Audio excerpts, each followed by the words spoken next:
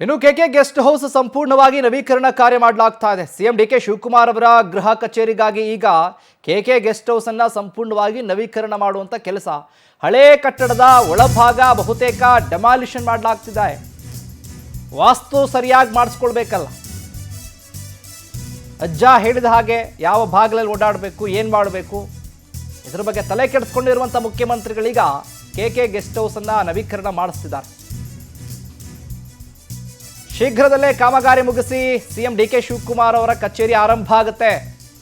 K K guest house ಸಂಪೂರ್ಣ ನವೀಕರಣ ಕಾರ್ಯ. ಗೃಹ ಕಚೇರಿಗಾಗಿ ನವೀಕರಣ ಮಾಡಲಾಗ್ತಾ ಇರೋದು. ಮುಖ್ಯಮಂತ್ರಿಗಳ ಗೃಹ ಕಚೇರಿಗಾಗಿ ಹಳೆ ಕಟ್ಟಡದ ಒಳಭಾಗ ಬಹುತೇಕ ಡೆಮಾಲಿಷನ್ ಮಾಡಲಾಗ್ತಿದೆ. ಕಟ್ಟಡದಲ್ಲಿ ವಾಸ್ತು ಪ್ರಕಾರ ನವೀಕರಣ ಕಾಮಗಾರಿ ಮಾಡಲಾಗ್ತಾ ಇರೋದು. ನೋಡಿ, ದೃಶ್ಯದಲ್ಲಿ ನೋಡ್ತಾ ಇದ್ದೀರಿ, ಇದು ಕುಮಾರ ಕೃಪಾ ಗೆಸ್ಟ್ ಹೌಸ್. ಒಳಗಡೆ ಎಲ್ಲ ಒಳಭಾಗದಲ್ಲಿ ಈಗಾಗಲೇ ಕೂಡ ಎಲ್ಲ ರೀತಿಯ ಡೆಮಾಲಿಷನ್ ಕಾರ್ಯ ಮಾಡಿ ವಾಸ್ತು ಯಾವ್ಯಾವ ರೀತಿ ಹೆಂಗಿರಬೇಕು, ಬಾಗಿಲಲ್ಲಿರಬೇಕು, ದೇವ್ರ ಕೋಣೆಯಲ್ಲಿರಬೇಕು, ಎಲ್ಲಿ ಡಿ ಕೆ ಶಿವಕುಮಾರ್ ಮಲಗಬೇಕು, ಎಲ್ಲಿ ಕೂತ್ಕೊಳ್ಬೇಕು, ಯಾವ ದಿಕ್ಕಿನಲ್ಲಿ ಕೂತ್ಕೊಳ್ಬೇಕು, ಈ ರೀತಿಯಾಗಿ ನವೀಕರಣ ಕಾರ್ಯ ಮಾಡಲಾಗ್ತಾ ಇರೋದು. ಆದಷ್ಟು ಬೇಗ ಅದನ್ನು ಮುಗಿಸಿ ಹಸ್ತಾಂತರ ಕೂಡ ಮಾಡಲಾಗುತ್ತೆ. ಏನೋ ಕೆಕೆ ಗೆಸ್ಟ್ ಹೌಸನ್ನು ಸರಿಯಾಗಿ ಯಾವ್ಯಾವ ರೀತಿ ಕೆಲಸ ಆಗ್ತಾ ಇದೆ, ಹಳೆ ಕಟ್ಟಡವನ್ನು ಹೆಂಗೆ ರಿವಲ್ಯೂಷನ್ ಮಾಡಲಾಗ್ತದೆ ಅನ್ನೋದ್ರ ಬಗ್ಗೆ ನಮ್ಮ ಪ್ರತಿನಿಧಿ ವಾಕ್ಥ್ರೂ ನಡೆಸಿದ್ದಾರೆ. ಅನಂತ್, ನೋಡೋಣ ಬನ್ನಿ. ಇಷ್ಟು ವರ್ಷ ಮುಖ್ಯಮಂತ್ರಿಗಳು ಆದವರೆಲ್ಲ ಕಾವೇರಿ ನಿವಾಸದಲ್ಲಿ ವಾಸ ಮಾಡ್ತಿದ್ರು. ಹಾಗೆ ಕೃಷ್ಣವನ್ನ ಕಾರ್ಯಾಲಯವಾಗಿ ಅಲ್ಲಿ ಕೆಲಸವನ್ನ ನಿರ್ವಹಿಸ್ತಾ ಇದ್ರು. ಆದ್ರೆ ಡಿ ಕೆ ಶಿವಕುಮಾರ್ ಅವರು ಸಿಎಂ ಆದ್ಮೇಲೆ ಕೆಕೆ ಗೆಸ್ಟ್ ಹೌಸ್ ಅನ್ನ ತಮ್ಮ ಒಂದು ಗೃಹ ಕಚೇರಿಯಾಗಿ ಮಾರ್ಪಾಡು ಮಾಡ್ಕೊಳ್ಳೋದಕ್ಕೆ ಮುಂದಾಗಿದ್ದಾರೆ. ನೀವು ನೋಡ್ಬೋದು, ಕೆಕೆ ಗೆಸ್ಟ್ ಹೌಸ್ ರಿನೋವೇಷನ್ ಕಾರ್ಯ ಈಗ ಜೋರಾಗಿ ನಡೀತಾ ಇದೆ. ಬಹಳಷ್ಟೊಂದು ಕೋಟ್ಯಾಂತರ ರೂಪಾಯಿ ಈ ಒಂದು ರಿನೋವೇಷನ್ಗೆ ಖರ್ಚು ಕೂಡ ಮಾಡಲಾಗ್ತಾ ಇದೆ. ಪ್ರಮುಖವಾಗಿ ಇದೊಂದು ಹಳೆಯ ಒಂದು ಕಟ್ಟಡ ಆಗಿತ್ತು. ಹಿಂದೆ ಬಂದಂತ ಅವರು ರಾಷ್ಟ್ರಪತಿಗಳಾಗಿರ್ಬೋದು ಅಥವಾ ರಾಜ್ಯಪಾಲರಾಗಿರ್ಬೋದು ಅಥವಾ ಕೇಂದ್ರ ಸಚಿವರು ಯಾರೇ ಬಂದರೂ ಕೂಡ ಇಲ್ಲಿ ಉಳ್ಕೋತಾ ಇದ್ರು. ಹಾಗೆ ತಮ್ಮ ಒಂದು ಕೆಲಸಗಳನ್ನ ನಿರ್ವಹಿಸ್ಕೊಂಡು ಹೋಗ್ತಾ ಇದ್ರು. ಆದರೆ ಡಿ ಕೆ ಶಿವಕುಮಾರ್ ಅವರು ಈಗ ಕೆಕೆ ಗೆಸ್ಟ್ ಹೌಸ್ ಅನ್ನ ತಮ್ಮ ಅಧಿಕೃತ ಕಾರ್ಯಾಲಯವಾಗಿ ಮಾರ್ಪಾಡು ಮಾಡ್ಕೊಳ್ಳೋದಕ್ಕೆ ಮುಂದಾಗಿದ್ದಾರೆ. ಬನ್ನಿ, ಯಾವ ರೀತಿ ಇಲ್ಲಿ ರಿನೋವೇಷನ್ ಕಾರ್ಯ ನಡೀತಾ ಇದೆ ಅನ್ನೋದನ್ನ ನಿಮ್ಗೆ ತೋರಿಸ್ತೀನಿ. ನೋಡ್ಬೋದು, ಡಿ ಕೆ ಶಿವಕುಮಾರ್ ಅವರು ಸಿಎಂ ಆದ ನಂತರ ಈ ರೀತಿ ಒಂದು ರಿನೋವೇಷನ್ ಕಾರ್ಯವನ್ನ ಇಲ್ಲಿ ಶುರು ಮಾಡಿದ್ದಾರೆ.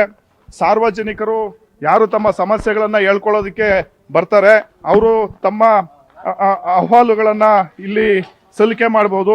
ಅದಕ್ಕಾಗಿ ಕೆಲವು ಸಿಬ್ಬಂದಿಗಳನ್ನು ಕೂಡ ನೇಮಕ ಮಾಡೋದಕ್ಕೆ ಡಿ ಕೆ ಶಿವಕುಮಾರ್ ಅವರು ಮುಂದಾಗಿರ್ತಕ್ಕಂಥದ್ದು. ಪ್ರಮುಖವಾಗಿ